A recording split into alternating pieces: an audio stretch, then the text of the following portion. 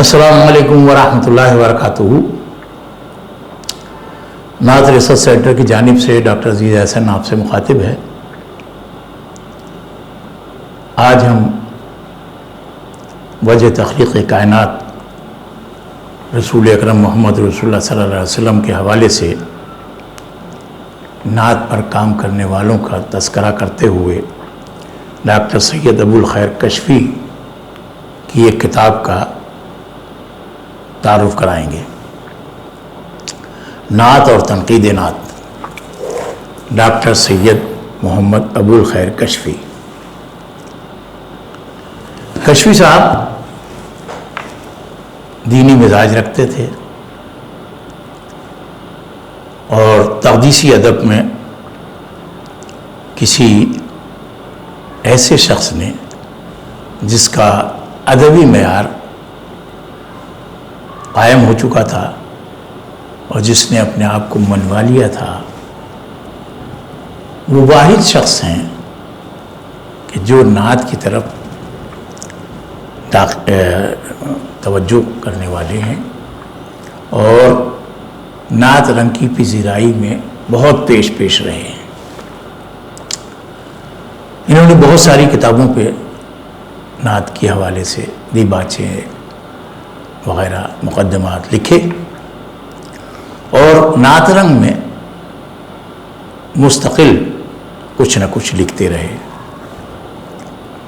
اور ان کے مضامین ظاہر ہے کہ بڑے علمی، تحقیقی اور تنقیدی حوالے سے تاثراتی تھے۔ یہ کتاب نعت اور تنقید نعت ڈاکٹر ابو الخیر کشفی کی ہے اور یہ نعت ریسرچ سینٹر نے شائع کی تھی۔ یہ اس کی اشاعت دوم جو ہے مارچ 2009 میں ہوئی تھی۔ یہ کشفی صاحب کی تجویز سے اس کتاب کا انتساب سبی رحمانی کے نام تھا۔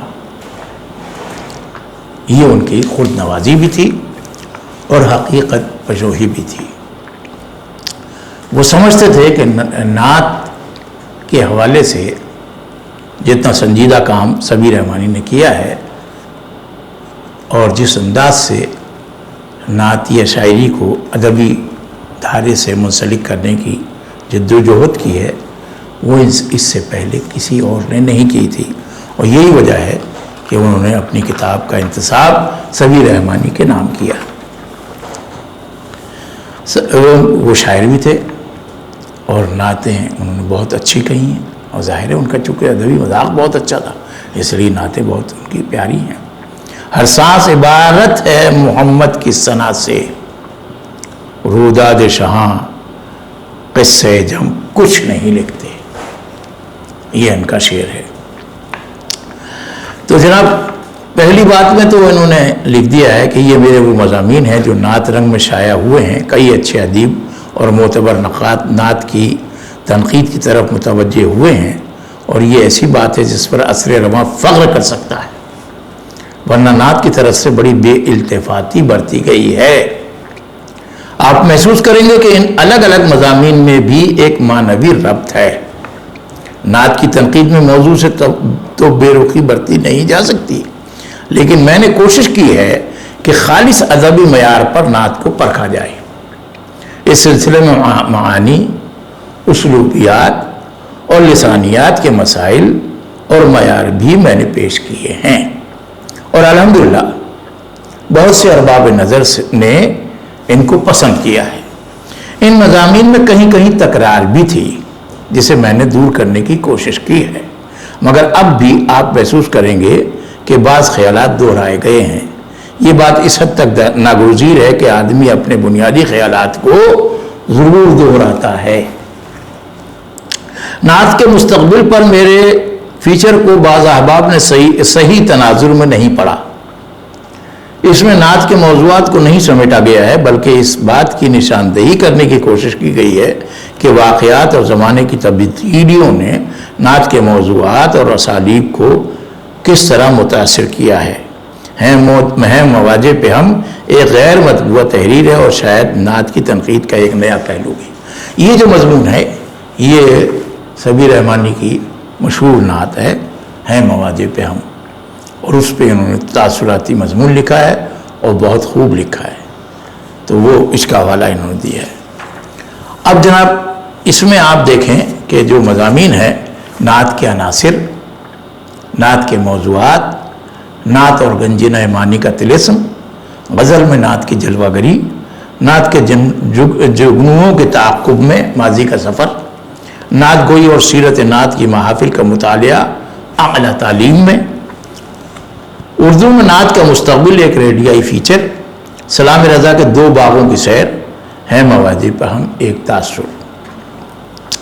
یہ مضامین ہے جناب اس میں، اور ظاہر ہے کہ ان کا انداز بہت خوبصورت ہے، اور جہاں سے بھی اس کتاب کو ہم پڑھیں اس میں ان کے حوالے سے بہت ہی محسوس ہوتا ہے کہ زندگی بہت۔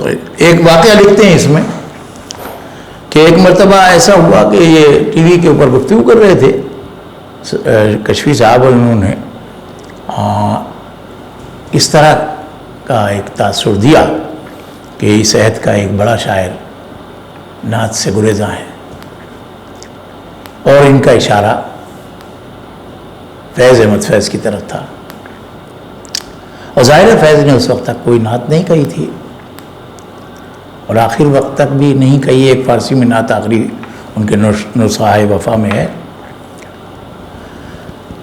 اب کیا ہوا کہ ایک محفل میں ملاقات ہوئی تو فیض صاحب کو دیکھا کہ وہ ذرا کھچے کھچے سے ہیں، تو کشفی صاحب سمجھ گئے کہ کچھ کبھی دکھاتے رہیں کچھ، وجہ پوچھی، انہوں نے کہا بھائی آپ نے وہ بات سب کے سامنے کہہ دی، عوام میں پھیلا دی، جو بات آپ اس سے راز میں کہہ سکتے تھے۔ تو اور پھر یہ کہ آپ نے میرے کلام میں اشارے نہیں دیکھے کہ شمع نظر، خیال کے انجم، جگر کے داغ، جتنے چراغ ہیں تیری محفل سے آئے، یہ کیا نعت کا شعر نہیں ہو سکتا؟ کشفی صاحب ظاہر ہے کہ یہ بات سن کے متاثر ہوئے اور ان سے معذرت کی، اور پھر اس حوالے کو انہوں نے نعت رنگ میں باقاعدہ مضمون میں پیش کیا۔ پھر اس کے بعد ان کے ذہن میں یہ بات آئی کہ نعت کو غزل میں کہیں کہیں جو اشعار آئے ہیں وہ ظاہر ہے کہ غزل میں نعت کی جلوہ گری کے عنوان سے پیش کیا جائے، تو انہوں نے وہ پیش بھی کیے۔ تو اس طریقے سے یہ ہمارے ہاں ایک تاریخ ادب کا ایک اہم باب، یعنی بڑے شاعر فیض احمد فیض کی بات، اور پھر ان کا اعتراف کہ ہاں ٹھیک ہے غزل میں کہیں نہ کہیں آپ نے اس طرح کی باتیں کی ہیں۔ میں نے بھی چند اشعار فیض صاحب کے ہاں ایسے دیکھے ہیں جو بولے، اور آخر میں تو خیر ان کی وہ نعت ہے ہی فارسی میں، وہ تو دیکھ لی میں نے۔ تو یہ غزل، مثنوی اور قصیدہ اور سب کا، چونکہ یہ اردو کے استاد تھے اور انہوں نے تحقیق بھی کر رکھی تھی، تو نعت کے حوالے سے جہاں بھی انہیں کوئی چیز ملی انہوں نے کیا۔ تو وہ جیسے اب انہوں نے شعر لکھا کہ میر شاعری کے اس نے قبول کا سبب بھی مدح رسول کو قرار دیتے ہیں، کہتے ہیں ان کے ایسے نعتی اشعار میں حضور صلی اللہ علیہ وسلم سے شخصی تعلق کا اظہار ہوتا ہے۔ فرماتے ہیں کیا میر تجھ کو نامہ سیاہی کا فکر ہے، ختم رسول سے شخص ہے ضامن نجات کا۔ اس شعر میں وہ رشتہ بھی سمٹ آیا ہے جو کسی بھی امتی کا اپنے رسول سے ہے، اور اسی کے ساتھ ساتھ میر کی فردیت بھی قائم ہے۔ پھر دوسرے مصرے میں شخص کا ایسا خلاقانہ استعمال کہ یہ لفظ لغت کی ساری تنگیوں کو توڑتا ہوا سرکار دو عالم صلی اللہ علیہ وسلم کی عظیم بشریت سے ہمکنار ہو جاتا ہے۔ جلوہ نہیں ہے نظم میں حسن قبول کا، دیواں میں شعر گر نہیں نعت رسول کا۔ جن مردماں کو آنکھ دیا ہے خدا نے بوئے، سرما کرے ہیں راہ کی تیری خاک دور کا۔ یہ میر تقی میر۔ اب ظاہر ہے کہ یہ تمام موضوعات بڑے اہم ہیں اور انہوں نے بہت ہی خوبصورت انداز سے بات کی ہے، اور ہے مواضع پہ ہم گفتگو کرتے ہوئے انہوں نے یہ بتایا ہے کہ مواضع پہ بہت سارے لوگ، بلکہ جب سے وہ مواضع قائم ہوا ہے، حضور صلی اللہ علیہ وسلم کا وہاں روزہ بنا ہے، اس وقت سے ظاہر ہے کہ لوگ آ رہے ہیں جا رہے ہیں، اپنے جذبات کا اظہار کر رہے ہیں، لیکن جس خوبصورتی سے سبی رحمانی نے وہاں کے احساسات کو نظم کیا ہے، اس کا جواب نہیں ہے۔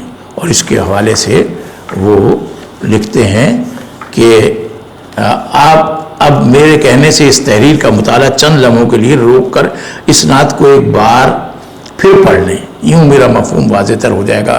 مواضع پہ ہم، یہ ردیف تو توجہ طلب ہے، ردیف لوٹنے کی جگہ کو کہتے ہیں، اور یہ تکرار شعر، موسیقی اور تصویر میں مشترک ہے۔ مواضع پہ ہم، آپ نے دیکھا کہ آپ ہم کو کھینچ کر پڑھ رہے ہیں، اور ہم کی گونج سے اس میں محمد ادا ہو رہا ہے، محمد لب پر، کاغذ پر، فضا پر، تصویر کے رنگوں میں۔ اس نغمے کی صوتیات پر غور کیجئے کہ آوازوں کے درمیان ہم آہنگی ہے۔ فؤاد، زے، میم، سین، طوع، نون، دال، واو، یہ سب نرم آہنگ آوازیں ہیں۔ قاف، غین، شین، خے آوازوں کا ایک متوازی سلسلہ ہے۔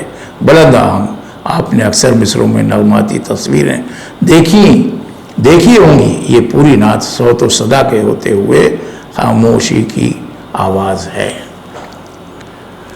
یہ جناب انہوں نے مواضع پہ ہم پر تاثراتی مضمون لکھتے ہوئے لکھا، اور ہمیں یہ احساس دلایا ہے کہ 1400 سال میں جتنے بھی تاثرات خوبصورت شاعری میں مواضع کے اوپر ہو سکے تھے، اس میں ایک یہ بہت بڑا اضافہ سبی رحمانی کے اس اظہار سے ہوا ہے۔